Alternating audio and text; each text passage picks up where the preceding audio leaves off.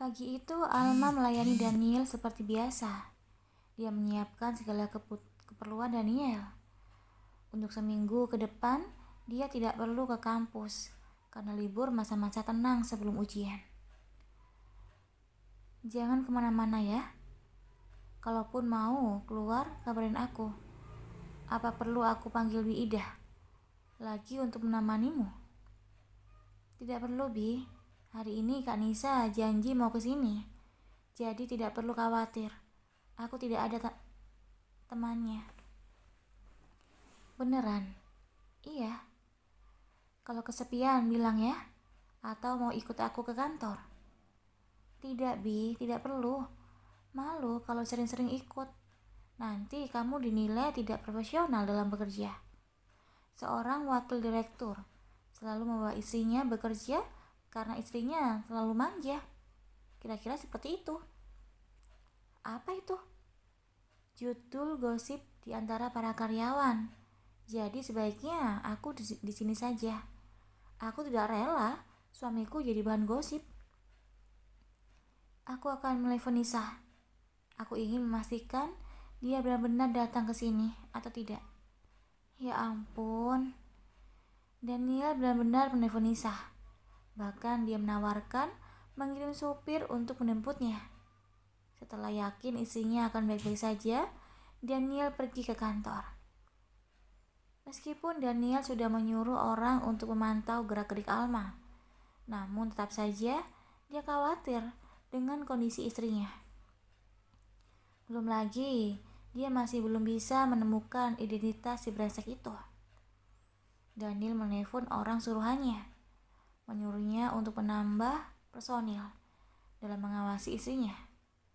Dia juga menyuruh mereka untuk menangkap si Eza palsu bila berkeliaran di sekitar istrinya. Sesampainya di kantor, Daniel mendapat pesan dari Pak Jaki mengenai waktu dan tempat untuk pertemuan mereka. Sebenarnya hal seperti ini bukan masalah penting buat Daniel. Namun karena dia menghormati Pak Jaki, dia mau menemui beliau dan anaknya. Lagi-lagi pertemuan itu dilakukan di luar perusahaan, di tempat private yang mana akan menghalangi mata yang melihat. Seperti biasa, kedua asisten berada di luar ruangan, sementara Pak Jaki dan Daniel berada di dalam. Daniel menatap sekitar. Sepertinya Pak Jaki bisa membaca apa yang sedang dicari Daniel. Mohon maaf Pak Daniel, anak saya sedikit terlambat. Tadi kami datang secara terpisah. Tok tok tok. Terdengar pintu diketuk. Masuk, jawab Pak Jaki. Tuan besar, tuan muda telah datang, ucap asisten Pak Jaki. Suruh dia masuk. Baik Pak. Beberapa saat kemudian, anak Pak Jaki memasuki ruangan dan langsung menghadap Daniel. Maaf Direktur Daniel, saya datang terlambat. Tadi sedikit terjebak macet di jalan. Perkenalkan, nama saya Jordan Satria Sanjaya. Senang bertemu dengan Anda. Jordan mengulurkan tangannya. Sikap percaya diri memenuhi keseluruhan penampilannya.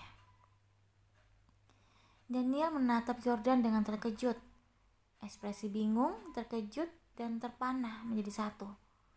Si brengsek yang sedang dicari-carinya berada di depan matanya.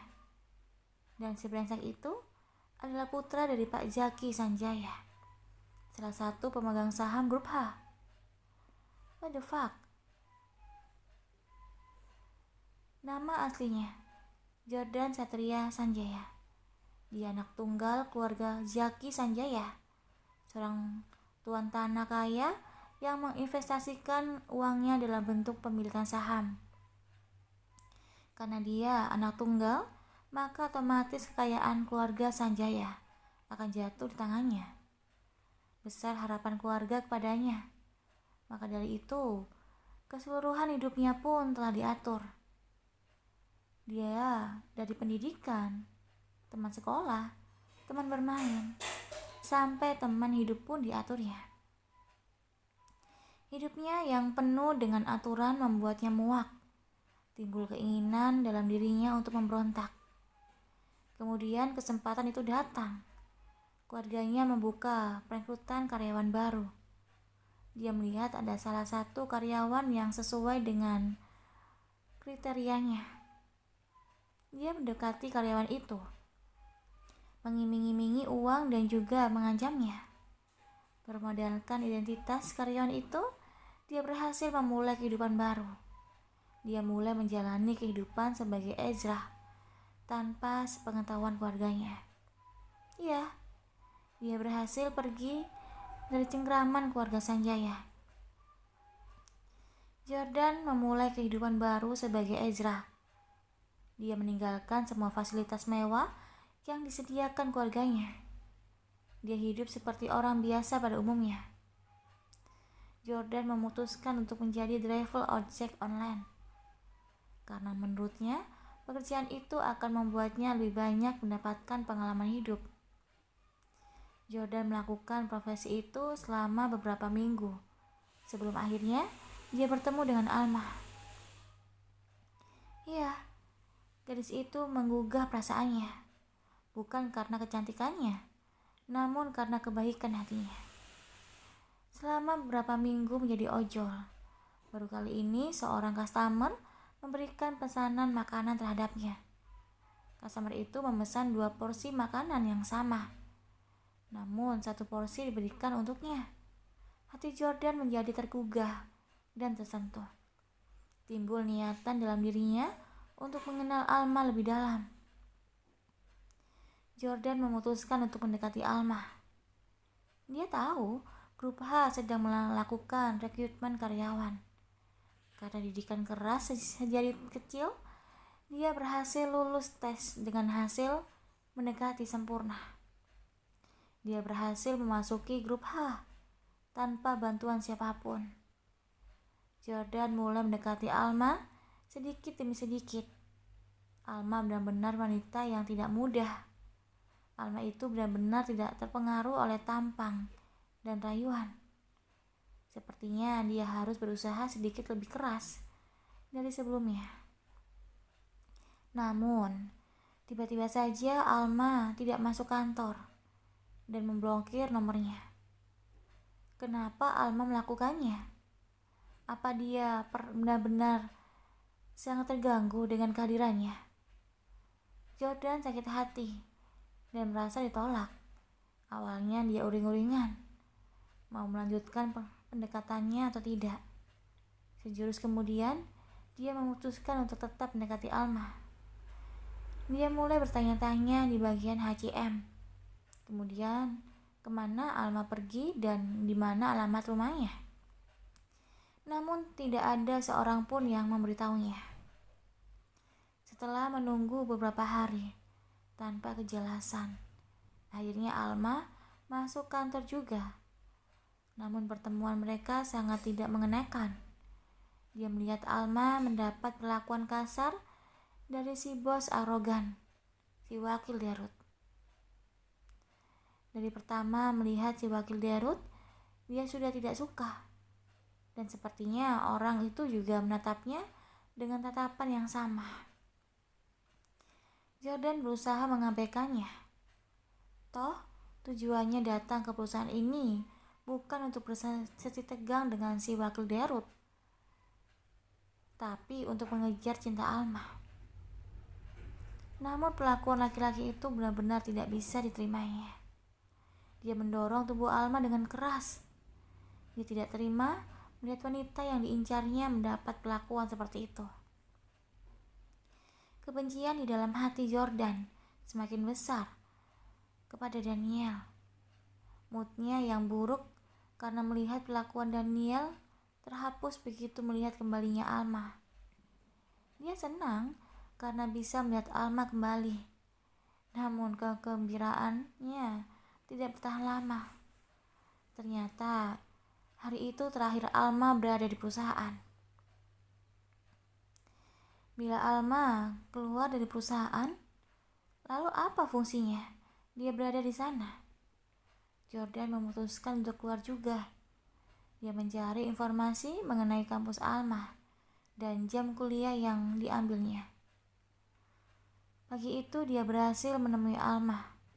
Perasaan bahagia menghampirinya. Dia optimis bisa mendapatkan Alma. Apalagi setelah dia melihat Alma sedih karena permasalahan dengan cowoknya. Jalan untuknya maju menjadi semakin lebar. Namun sikap optimis itu tidak bertahan lama. Tiba-tiba saja, bodyguard keluarga Sanjaya berhasil menemukannya.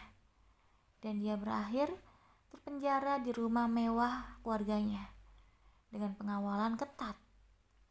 Pupus sudah harapannya untuk mendapatkan Alma. Cinta yang belum bersemi itu pun harus layu sebelum waktunya.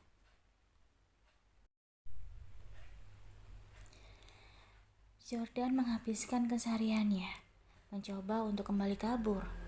Namun, setiap usaha yang dilakukannya selalu saja mengalami kegagalan. Akhirnya dia mencoba taktik lain. Dia berusaha mengalah dan menjadi anak yang patuh. Lambat laun keluarganya mulai melonggarkan pengawasannya. Dia dituntut untuk menerima kewajiban yang harus diembannya, yaitu menerima semua warisan keluarga dan mengelolanya. Menurutnya, itu sangat mengerikan. Usianya masih muda, namun dia dituntut untuk mengelola aset yang jumlahnya tidak sedikit. Namun karena Jordan ingin memenangkan hati orang tuanya, dia memutuskan untuk menerima itu semua. Hanya satu hal yang tidak bisa dipenuhinya, yaitu masalah teman hidup. Mati-matian, Jordan membujuk orang tuanya agar membatalkan perjodohan yang telah diatur. Ayahnya tetap dengan pendiriannya, sementara ibunya bisa sedikit dipengaruhinya. Dengan sembunyi-sembunyi, dia berusaha untuk menemui Alma. Pada akhirnya, dia berhasil membujuk ibunya agar mau menemui Alma di kampus. Dia berharap dengan mengenalkan Alma pada ibunya, orang tuanya akan berubah pikiran dan menghentikan perjodohan tidak penting itu. Siang itu, ia berhasil membuat ibunya datang ke kampus Alma. Hanya perlu membawa Alma pada ibunya, maka semua permasalahan akan selesai. Tapi kejutan yang tidak terelakkan kembali datang. Alma tidak mau ikut dengannya. Wanita itu bahkan mengatakan kalau dia sudah menikah dan sedang hamil. Lelucon macam apa itu? Awalnya Jordan mengira Alma melakukan hal itu untuk mengelabuinya. Alma mencari-cari alasan untuk menolaknya. Namun, dia tidak bisa menyangkal begitu wanita itu menunjukkan bukti-buktinya. Foto pernikahan dan hasil USG bayi mereka. Seketika tubuh Jordan menjadi lemas. Dia menatap kedua foto itu dengan air mata yang hampir menetes. Kenapa Alma harus menikah? Kenapa orang yang menjadi suaminya Alma harus pria itu? Bukankah beberapa lalu pria itu telah bersikap kasar terhadapnya? Apakah waktu itu mereka sudah menikah? Jordan merasa menjadi orang paling bodoh. Dia mengutuk tindakannya sendiri. Mengapa dari dulu dia tidak menelusuri kehidupan Alma secara keseluruhan? Andaikan dia tahu Alma sudah menikah, dia tidak mungkin memupuk perasaannya menjadi lebih dalam. Dia terlalu mengentengkan. Dia berpikir Alma hanya pacaran saja. Dia rela merebut Alma dari pacarnya. Tapi bagaimana dengan kondisi sekarang? Alma sudah menikah. Bahkan mereka akan segera memiliki bayi. Haruskah dia tetap maju, berusaha mengambil hati Alma? Atau justru mundur secara perlahan? Bagaikan bayi cengeng, malam itu Jordan menangis malaman. Dia patah hati. Semalaman Jordan memikirkan tindakan yang akan dia ambil. Kemudian dia teringat, si pria brengsek itu pernah menyakiti Alma di depan semua orang, mendorong tubuh Alma dengan kasar. Itu artinya pria itu bukan pria baik-baik. Jordan memutuskan untuk tidak berhenti mengejar Alma. Dia akan mengawasi setiap pria itu terhadap Alma. Bila dia mendapati pria itu bertindak kasar dan Alma tidak bahagia dengan pernikahannya, maka dia akan maju untuk mendekati Alma. Alma wanita yang disukainya, harus hidup dengan bahagia. Bila pria itu tidak bisa memberikan kebahagiaan, maka dirinya yang akan menggantikannya. Jordan segera menghubungi ayahnya. Dia tahu ayahnya memiliki saham di grup H. Ayahnya berkata, saham-saham itu akan segera menjadi miliknya. Sudah saatnya dia mengenal pemaris grup H itu. Sudah saatnya dia mengawasi pria itu dari dekat.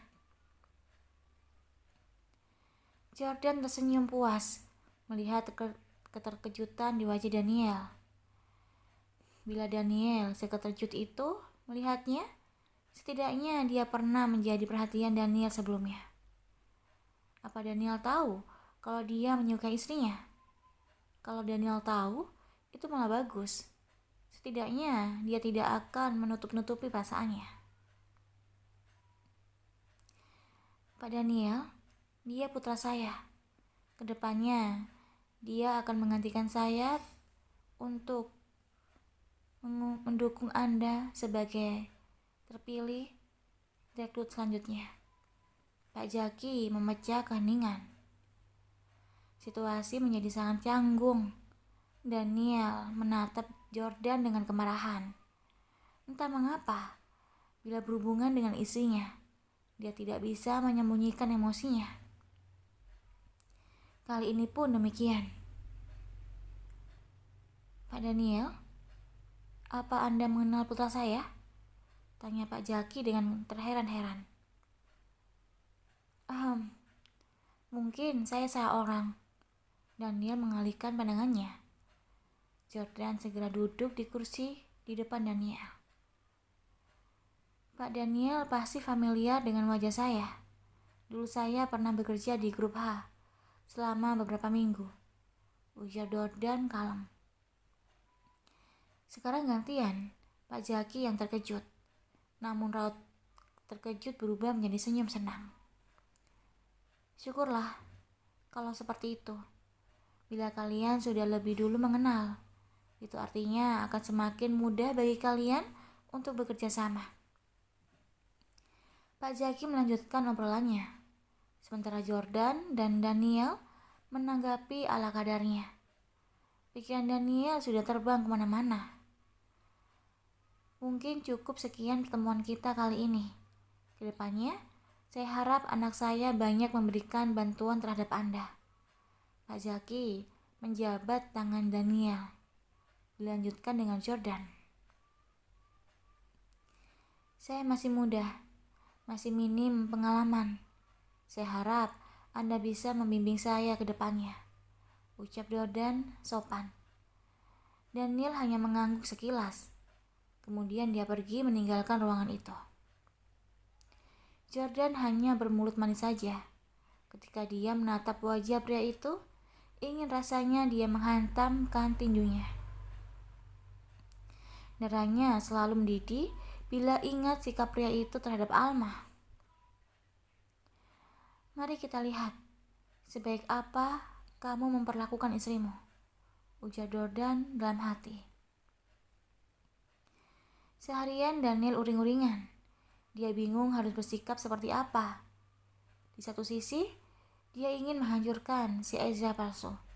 Tapi di sisi lain, ternyata si Ezra palsu adalah anak dari Pak Zaki, salah satu pemegang saham dan juga orang yang mendukungnya. Tiba-tiba Daniel teringat Alma. Apakah istrinya sudah tahu kalau si Ezra yang selama ini dikenalnya adalah palsu? Apakah Alma juga tahu bahwa si palsu juga kaya?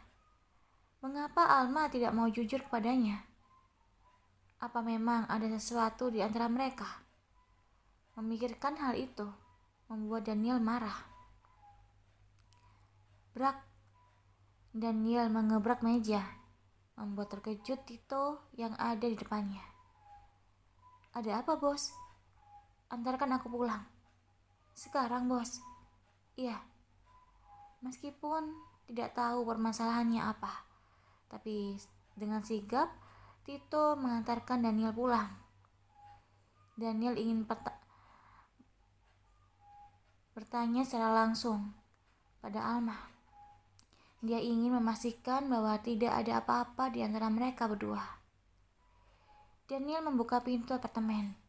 Langkahnya terhenti begitu mendengar suara anak kecil dan juga janda wanita. Daniel mempercepat langkahnya, ingin tahu siapa yang datang. Di ruang keluarga, Daniel melihat Jiko dan Joy sedang bercanda, sementara Nisa dan Alma sedang memasak di dapur. Uncle Neil, Joy yang lebih dulu tahu keberadaannya, langsung berteriak dan menghampiri Daniel. Daniel berjongkok dan merentangkan tangannya. Dalam sekejap mata Joy sudah berada di pelukan Daniel. Halo boy, how are you? Daniel mengecup pipi gembul Joy. Joy baik, tidak nakal, tambah pintar. Joy berceloteh. Dia mengayunkan tangannya di leher Daniel.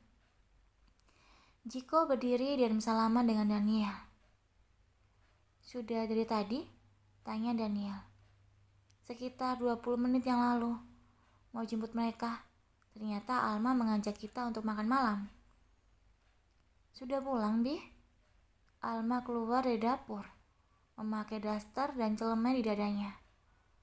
Sementara rambutnya diikat ke belakang. Hanya dengan tampilan seperti itu saja sudah membuat Daniel luluh.